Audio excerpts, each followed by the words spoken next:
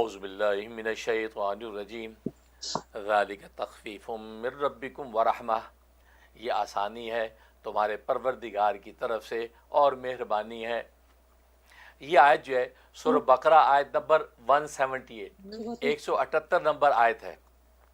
اس میں اللہ تبارک و تعالیٰ نے یہ جواز صلح کا بیان کیا ہے۔ جب ایک قاتل نے ناحق کسی دوسرے مقتول کو قتل کر دیا، اب قتل کے نتیجے میں کیا ہوگا؟ قصاصاً اس قاتل کو قتل کیا جائے گا۔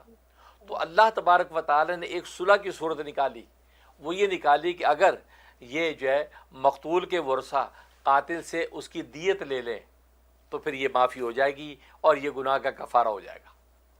تو صلح کا جواز جو اللہ تبارک و تعالی نے قاتل و مقتول کی دونوں فیملیوں کے درمیان پیدا فرمایا یہ اللہ تبارک و تعالی کی طرف سے بڑی مہربانی اور آسانی کی بات ہے۔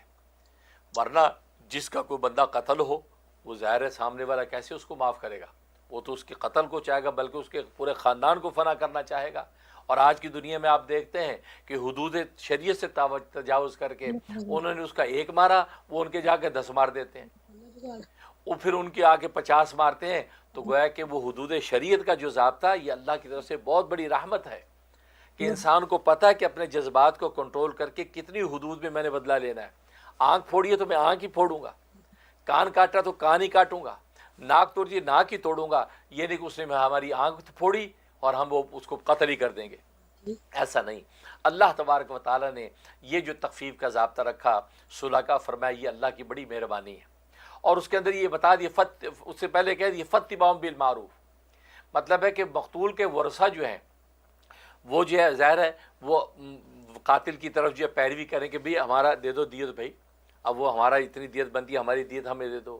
اور ان کو جو ہے قاتل اور قاتل کے ورثوں کو کہا اداؤن الیہ باحسان، ان کو چاہیے اچھے طریقے سے اب ان کی دیت دے دے۔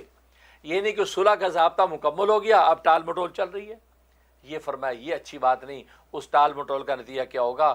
ہو سکتا کہ مقتول کے ورثہ جذبات میں آ کے، غیظ و غضب میں آ کے قاتل کو اور قاتل کے خاندان کو فنا کریں، قتل کریں۔ تو اللہ فرماتے ہیں کہ جب ضابطہ بنا دیا، اب جب صلح ہو گئی تو دیت دینے والے جھٹ سے اس کو دیت دے دیں اور ان کا شکریہ کریں، اور یہ جو مقتول کے ورثوں کو چاہیے وہ دیت کو جو اچھے طریقے سے خوش اسلوبی سے قبول کر لیں۔ فرمایا یہ جو معاملہ اللہ نے طے کروایا، فرمایا ذالک تخفیف من ربکم ورحمہ، یہ اللہ تبارک و تعالیٰ کی طرف سے بڑی آسانی اور تم سب کے لیے بڑی مہربانی اور رحمت ہے۔ یہ ہے بیان اس آیت میں۔ جہاں تک اس کے فضائل و فوائد کا تعلق ہے کہ ناف ٹل جاتی ہے، اپنے مقام سے ہٹتی ہے، جس کی وجہ سے پیچس لگ جاتے ہیں، اسہال ہو جاتے ہیں، اور پیٹ میں تکلیف، بدن میں بے چینی پیدا ہونے لگتی ہے۔ لہذا ناف ٹلنے کا مرض جن لوگوں کو ہوتا ہے وہ اس کیفیت کو سمجھتے ہیں، تو بڑا تکلیف دہ امر ہوتا ہے۔ فرمایا ناف ٹلنے کے لیے اس آیت میں زبردست تاثیر، اس آیت کو لکھ کے اس ناف کے اوپر باندھ لیں، یا جو ہے وہ پیڈ وغیرہ سے چپکا لیں اس ناف کی جگہ پہ، فرمایا کہ وہ ناف اپنی جگہ پر قائم ہو جائے گی، ٹلے گی نہیں، اس کا فائدہ۔ اور اگر دم کرنا ہے تو یہی آیت 11 مرتبہ دم کر کے وہ ناف ٹلنے والے مریض کو پلایا جائے، اور یہ 21 دن پابندی سے پلائیں، انشاءاللہ ناف اپنے مقام پر آ کے ٹھہر جائے گی اور آئندہ سے ٹلے گی نہیں، اس کا فائدہ۔ اور ایک فائدہ یہ کہ چکر آتے ہیں، بعض ابھی انسان کو چکر آتے ہیں خون کی کمی کی وجہ سے، یا کسی اور ٹینشن کی وجہ سے، یا بیٹھے بیٹھے کھڑا ہوتا اچانک تو اندھیرا آنکھوں کے سامنے چھا جاتا ہے، چکر آتے ہیں، اس کے لیے اس آیت میں زبردست تاثیر ہے۔ یا تو اس کا تعویذ بنا کے کپڑے کے جیسے اپنے سر پہ باندھ لے، یا اپنی چٹیا وغیرہ میں اور اس کو رکھ لے، تو سر کے چکر ختم ہو جائیں گے، چکر نہیں آئیں گے۔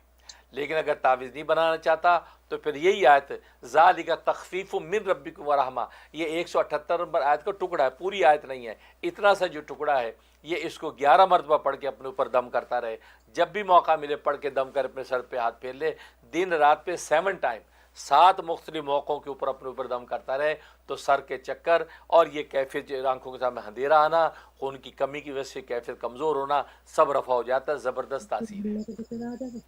اور تیسرا فائدہ یہ کہ بخار ہے، اب بخار بھلے گرمی کا ہے بھلے سردی کا، لیکن بخار ہے، اب پتہ نہیں گرمی سردی کس چیز کا بخار ہے، کیا کریں؟ تو فرمایا کہ اس کے لیے زبردست تاثیر کہ اتنی سی آیت ذالک تخفیف من ربکم ورحمہ، یہ ایک کاغذ میں لکھ کے تعویذ بنائیں اور بچے کے گلے میں ڈال دیں، بڑا ہے تو بڑے کے گلے میں ڈال دیں تعویذ بنا کے۔ تعویذ نہیں بنانا چاہتا تو یہی آیت یہی آیت جو ہے 11 مرتبہ دم کرے، 11 مرتبہ پڑھ کے جو مریض کے دونوں کانوں میں زور زور سے پھونکے اور 1 کپ پانی پہ دم کر کے پانی اس کو پلا دیں۔ 11 دن پابندی سے یہ کر لیں، کسی بھی قسم کا بخار ہوگا، بھلے گرمی کا ہو بھلے سردی کا ہو، اللہ تبارک و تعالیٰ اس بخار کو رفع کر دیں گے اور مریض جو بھلا چنگا ہو جائے گا۔ اللہ تبارک و تعالیٰ عمل کی توفیق نصیب فرمائے۔